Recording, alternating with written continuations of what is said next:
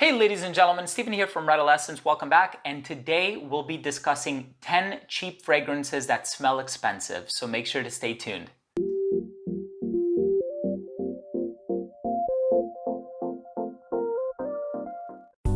Before I begin the video, I do want to mention that there will be a giveaway attached to this video. One winner will win a 5 ml decant of every single fragrance in this list. All you have to do to enter the giveaway is just leave one comment down below with which of these fragrances are you the most excited to put your nose on. I will select the winning comment in 1 week's time and I will pin it to the top of the comment thread, so please make sure to come back to this video in 1 week to see if you've won. Now, I've also done previous installments of this type of video on my channel. If you're interested in watching any of those videos, I'm going to leave links to them down below, so definitely check them out. And I also want to mention that none of these fragrances are really clones of anything. These fragrances just so happen to have an expensive smell to them, in the sense that when you smell it blindly, you can imagine these fragrances being in like a $200 or $300 or $400 bottle. And of course, some of these are going to smell better than others according to your personal preferences, but I do think we have a lot of hidden gems here, and these are fragrances for the most part that don't seem to get a lot of talk or a lot of play in the fragrance community. So hopefully I have an opportunity to introduce you to something new, something you haven't heard of before. Let's go ahead and get the list started. So the first fragrance is actually a fragrance, believe it or not, that came out in 1949. There was a recent formulation, if you want to call it that, that just came out, and a lot of people seem to be talking about it. And yes, I love that fragrance as well. I think it smells really high scale, really opulent, and that one does resemble a niche fragrance, and I'm just going to go ahead and tell you what it is. This one by Rochas is called Moustache. Now, this is the 1949 version. I know there's one that came out recently. It's supposed to smell like Tuxedo by Yves Saint Laurent. This one, on the other hand, has one of the most organic smelling lemon notes that I've ever smelled in my life. It's very bright, it's a little bit powdery, it has like this masculine barbershop fougere sort of a feel, but the lemon that's in here is absolutely gorgeous. It's stunning. The only problem is that it doesn't last a very long time, as most citrus notes don't in perfumes. But if you're looking for something that honestly smells like it could have been released 3 or 4 years ago, I would actually recommend that you pick this one up. And once again, this is available for under $20. I'm gonna leave links to all of these fragrances down below if you are interested in getting a good deal on them. But 1949, the original Moustache by Rochas, I think is an incredible fragrance. I'm surprised that it's still around. I'm sure it's been reformulated throughout the years, but it still smells awesome. The next fragrance that I want to talk about is actually by the company Ted Lapidus, and I own several of their fragrances, including the Pour Homme version, which came out in 1987. That one is sort of a honey, tobacco sort of a fragrance. It has pineapple and some other interesting notes. This one, on the other hand, is actually more centered around the note of orange blossom. So it's orangey, it's a little bit floral, it's citrusy, and for a designer fragrance, it actually pushes the envelope and does something that most niche brands would be daring enough to do. And so for that reason, I think that this smells really expensive, because a lot of these designer level commercial smelling brands and fragrances will either have like this dominant tonka bean note or this bubblegum juicy fruit sort of a vibe that's going on in there, but this one manages to do things differently. Yes, I think it does contain tonka bean, but this use of the note of orange blossom really puts it in what I would call niche territory. And again, there's no such thing as designer or niche, it's just a label. But this one by Ted Lapidus is called Altamira. This one is awesome, especially if you're looking for something that's slightly sweet, but for the spring and the summer months. I think this one does really, really well, and also the performance on this one is really good too. So you're gonna get more than 8 hours on your skin, and you don't really need to do more than 4 or 5 sprays. It will get you noticed. It's a powerful fragrance, and again, you're gonna find this one for around the $20 range. And by the way, all of the fragrances in this list, except for one, were purchased by me. And so the one fragrance that was given to me, I will actually let you know which one it is. But amazing, amazing fragrance by Ted Lapidus. So the next one in this list, I actually bought in a 2-pack, and this 2-pack was about $20, I want to say maybe $19 and change. This one by the company Zara is called Soul Summer. The actual name for it is a little bit longer, but This is their version of Paco Rabanne's Invictus Aqua. A lot of people out there love Invictus Aqua. They know it gets tons of compliments. It is a bestseller. It is a fragrance that has been released and re-released. We have the 2016 version. We have the 2018 version. If you're looking for a consistent fragrance, if you're looking for something that's really, really inexpensive and you don't mind reapplying throughout the day, because this one definitely doesn't last as long as Invictus Aqua, definitely check out Soul and Soul Summer. Both of those fragrances are more in the wheelhouse of Invictus Aqua. I find this one actually to be a little bit lighter than the original Soul, but I think Zara fragrances can be purchased online now. So if I do find a link, I'm gonna leave one down below.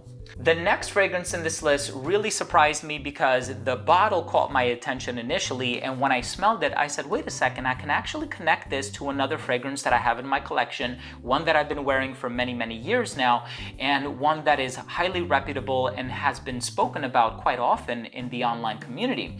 And this one is by Oscar de la Renta, and it's called Gentleman. Now, I'm sure a lot of people have seen this domino looking bottle before. This one smells like a darker, more brooding version of Hermes Terre d'Hermes, which is a Jean-Claude Ellena composition. So it still has this sort of vetiver, citrus, green, earthy nuance going on in there, but something about it is also a little bit dark, a little bit smoky, and this is a more, I don't want to say mature version of Terre d'Hermes, because Terre d'Hermes is very mature smelling, but this is a darker, edgier version of Terre d'Hermes. And I think that this is a hidden gem. I think this is an underrated fragrance. I'm actually quite surprised that not more people are talking about this fragrance because I think it's awesome. The next fragrance in this list is the most expensive in this list. It's $26, and this is the one that was actually given to me by a friend of mine. This one is by the company Sami Andraus, and it's called GS. Sami Andraus, for those of you who don't know, is actually another YouTuber here on YouTube. He's a fragrance reviewer, but he does his reviews in Spanish. I'm gonna leave a link to his channel down below. Thank you, Sami, for sending this fragrance to me. And this one has this note of hashish in it. It has cognac. It has, actually, a lot of the notes are on the back: tobacco, oud, incense, and vanilla. This one smells very similar to Black Afghano by Nasomato.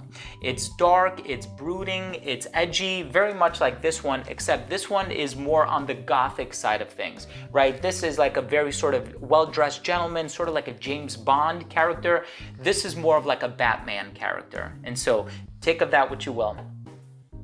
The next one on this list is another fragrance that goes way back. It's a retro release. I know this one went back to 1949, but this next one goes back to 1977 or 73. I know it came out in the 70s if I'm not mistaken. And this one is Aramis Devon.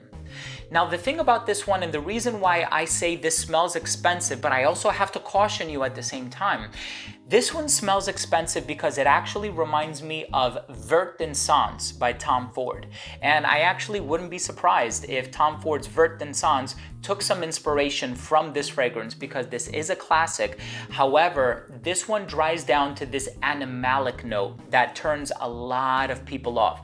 So I must urge you at home, please, please, please do not blind buy this fragrance. The dry down has this note of what I perceive to be civet, and it's not necessarily the most accommodating fragrance, but it opens up with this sort of Christmas tree, piney, green, earthy, lumberjack sort of an opening, which is amazing. But then it dries down to this musky civet animalic note that I think is also interesting, and I'm quite impressed that a designer brand was willing to go in this territory. But again, I don't think it's going to be the fragrance for everybody, so definitely sample before you buy.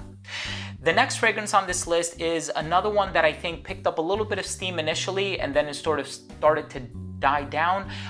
This one also reminds me of another designer fragrance that's a little more expensive, but just by a tad bit. This one is called Zir Icon. So this fragrance is also kind of green and earthy and astringent. This actually smells a lot like John Varvatos' Dark Rebel. Now, I gotta keep it real with you guys. I gotta be honest, I'm not a fan of this fragrance. I don't like fragrances of this genre, and I think it's mostly because of the note of juniper berry. It just comes across smelling a little bit too astringent for my nose. But if you're looking for a fragrance that, again, is under the $20 mark, but smells similar to another designer fragrance that's a little more expensive than it, definitely check out Zir Icon. So the next fragrance on this list, I have bad news. I've been reading a lot of comments online saying that this one is either going to be discontinued or it is discontinued. I'm actually quite surprised because this is a fragrance that I haven't really heard much about. And then when I received my bottle in the mail after purchasing it, I smelled it and I was like, wow, the quality in this one is actually really good. And I actually resprayed it today because I wanted to remind myself of what it smells like. And the smell on this one is amazing. This one is by Emanuel Ungaro and it's called Ungaro 3. Now, I purchased a tester of this one. I know they have several different sizes available on many different websites. Again, a link for this will be down below. But the thing about this fragrance is that it contains notes of vodka and rose. And when you think about it, you're not really going to find that combination in too many designer fragrances. So as soon as I smelled it, it had this spicy, boozy, slightly floral, yet clean, dressed up, elegant, professional smell about it. And I said, wow, this is actually quite interesting. I was really surprised by the quality of this one. And so please, if you have not yet done so, I would highly urge and recommend that you try Ungaro 3, especially if the rumors happen to be true and this is one that's going to be discontinued. I would recommend that you get your bottle now. Who knows, it could potentially be worth a lot more money as time goes on. And the next fragrance in this list is quite special. This one, I'm actually a little disappointed because when you think of fragrances that came out in the mid-90s, like Acqua di Gio, L'Eau de Pour Homme by Issey Miyake, Angel Men by Thierry Mugler, this is a fragrance that deserves to be spoken about as much as all those other fragrances are spoken about. And another one is Le Mal by Jean Paul Gaultier. This one came out in the mid-90s and it's by Nicos and it's called Sculpture Homme. Now this one, thankfully, I have seen a few reviews on YouTube, and this is a really nice citrus fragrance, very clean smelling, very polished smelling. Again, a really nice fragrance for a formal occasion that also smells youthful and contemporary. And I'm actually surprised that this one, while staying in a genre that is similar to Acqua di Gio, didn't end up becoming as popular as Acqua di Gio. I know they have come out with one or more flankers of this fragrance, but the reason why I say this smells expensive is because this one reminds me a lot of Xerjoff's Ouden. Now, of course, Xerjoff's Ouden is much more expensive. I think it's, between $200 and $300. It features much better ingredients, of course, but if you're looking for something that puts you in that frame of mind, in the mindset of a Xerjoff Ouden, definitely check this one out. I think there's a lot of quality behind this fragrance. And the number one on this list, I was really blown away when I tried this fragrance for the first time. I have the original. I actually ended up purchasing several of the flankers, and this is one where when I smelled this, I was like, why isn't this in a $300 bottle? And I went online and I saw that a lot of people on Fragrantica were actually comparing it to a more popular niche fragrance, but I think this one is 100 times easier to wear, actually 1,000 times easier to wear, and it has this very sort of deep, rich, mysterious, powerful, exotic sort of a smell. And if you are a fan of these types of fragrances and this genre of oriental fragrances, I think this is a must-have for anybody in their collection. This one by the company Jacques Bogart is called One Man Show Oud Edition. Now that's the first sign. Whenever you have a designer brand that wants to express themselves with the note of oud, and very few have done it. I know John Barbados has done it. Obviously M7 by Yves Saint Laurent was the very first commercial use of the note of oud in a designer fragrance under the creative direction and leadership of Tom Ford. But this one smells like Dior's leather oud, but it smells like Dior's leather oud without that sort of skanky animalic note. So you have the spices, you have the vanilla, you have the floral component in here, that touch of rose, you have this sort of powerful oud note that, yes, it is synthetic, but there's just something, and I sprayed this one too actually to remind myself of what it smells like. and just everything about it, the lasting power, the way that it smells. This one smells really, really, really expensive. I'm very impressed. If you haven't tried One Man Show Oud Edition by Jacques Bogart, I highly recommend that you do. Once again, links for all of these fragrances will be down below as long as I can find them.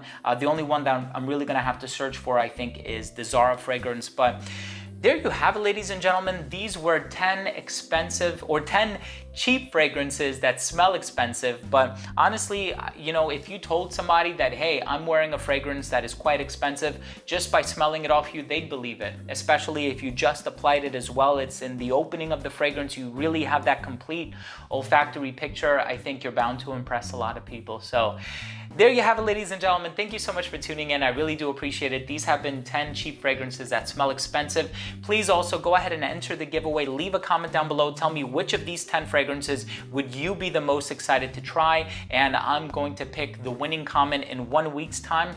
And I'm going to pin it to the top of the comment thread. And like I said, the winner will receive a 5 ml decant of every single fragrance in this list.